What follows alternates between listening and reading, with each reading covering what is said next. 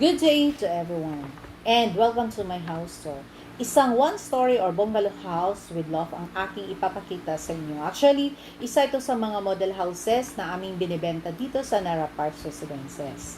This is a one-story single attached. Yung pagka-attach niya guys, nasa back portion ng bahay. So, ang vacant space nasa harap and both sides ng bahay. Meron itong sukat sa lote na 100 square meters and ang floor area naman nasa 70.91 square meters. So, ito yung harap ng bahay. So, going to the right side tayo sa bahay, dito na banda is yung parking area kasi ang any type of SUV. Dito naman banda yung enclosed service area na kung saan dito yung laundry area natin. And ayan yung water tank. Ang access nga pala nito guys is nasa kitchen. Okay?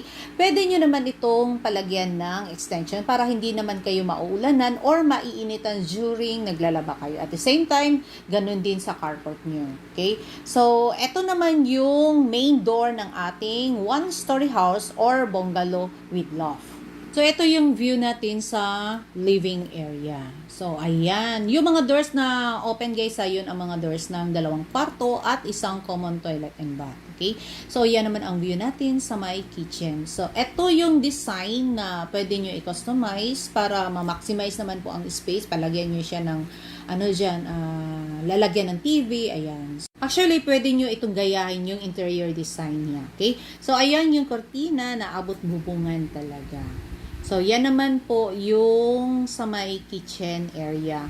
So, hindi kasali yung upuan na ilagay dyan guys. Nagkataon lang talaga na nalagay lang dyan. Okay? So, ayan yung sa may countertop natin.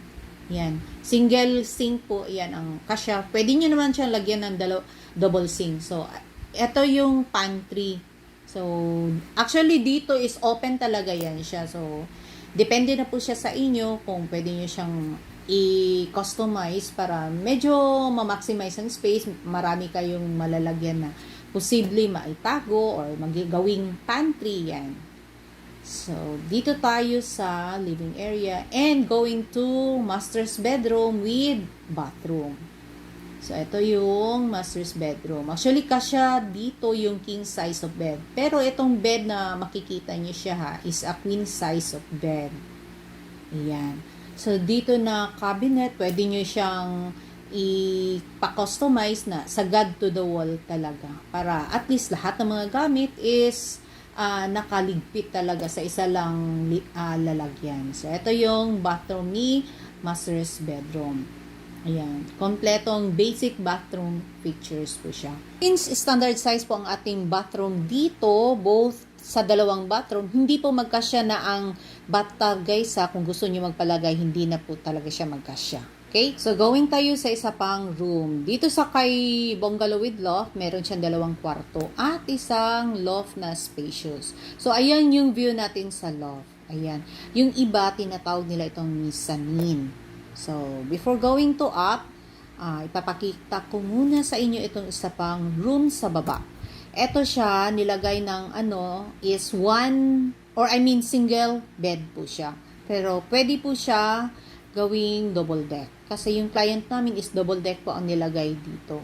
So, ayan po, naka-customize po yung cabinet nila. Ayan. Pwede nyo rin itong gayahin guys At least meron kayong idea kung paano nyo i-maximize yung space ng isa pang room. So, ayan yung common toilet and bath natin. So, same lang talaga siya kay master's bedroom. Ayan. So, yan yung shower natin. Actually guys hindi ito hot and cold shower. Okay? Yan. So, dito sa sa Nara Parks guys, since this is a middle class, so gated community na po siya. So, yung iba is hindi na po sila nagpalagay ng gate sa harap and sa side. Kasi, with security guard naman po siya. So, going up na tayo dito sa my loft. Okay? So, ayan yung view natin from kitchen, dining, and living area. So, napaka-spacious itong loft natin. Yung iba, ginagawa naman nilang kwarto at yung iba naman, ginawa nilang office or study room. Ayan yung view natin. So, pwede lang talaga siya gayahin nyo. At least meron kayong idea kung ano yung posibleng furnitures or appliances na pwede nyo ilagay. Yan yung bed is, ano lang yan siya, foam lang po siya nga. As in, wala yan siyang bed frame. Kumbaga, foam lang talaga siya. Okay? So, ayan. So, napakaganda talaga ng bungalow house or one-story house with loft kasi mamamaximize talaga ang space, and kung meron kayong 4 na anak or 5 anak, kasya kayo dito sa isang one-story house. Till my next video. Bye!